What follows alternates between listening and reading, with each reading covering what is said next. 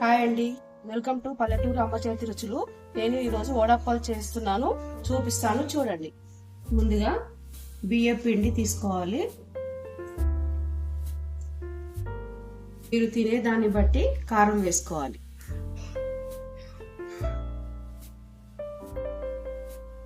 తగినంత ఉప్పు,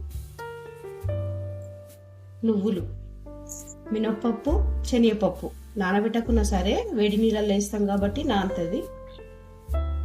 మంచిగా కలపాలి. నేను 2 గ్లాసుల పిండి తీసుకున్నా. దీనికోసము వాటర్ పెడదాం. ఏ గ్లాస్తో అయితే పిండి తీసుకుంటారో అదే గ్లాస్తోని ఒకటి పోయాలి వాటర్.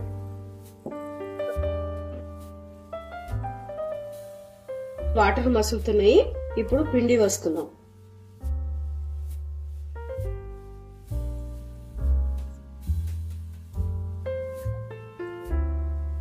ఇది ఉడకకున్నా సరే కలిపి అంతా కలిసినాక స్టవ్ ఆఫ్ చేసుకుందాం.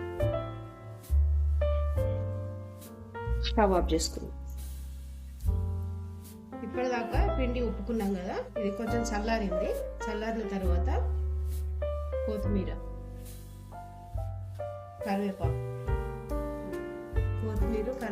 వేసిన తర్వాత ఇదంతా మంచిగా ముద్దలాగా చేసుకోవాలి. మనం పోసిన వాటర్ కొంచెం సరిపోకపోతే లైట్ గా వేసుకుంటూ గట్టిగా నలుపుకోవాలి. చపాతీ పిండిలాగా ఇలా ముద్ద వేసుకోవాలి.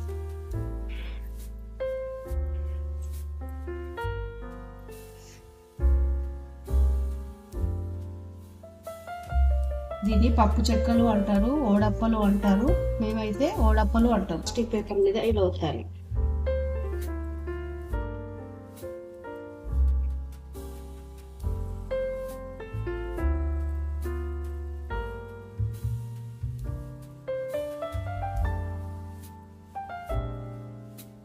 మీకు ఇష్టం ఉంటే పల్లీలు కూడా వేసుకోవచ్చు. ఇలా నేను వేయలేదు.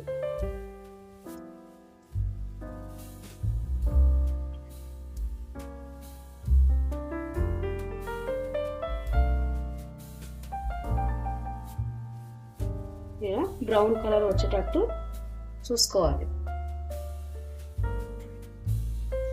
ఇంతేనండి, ఓడప్పలు రెడీ అయిపోయినాయి.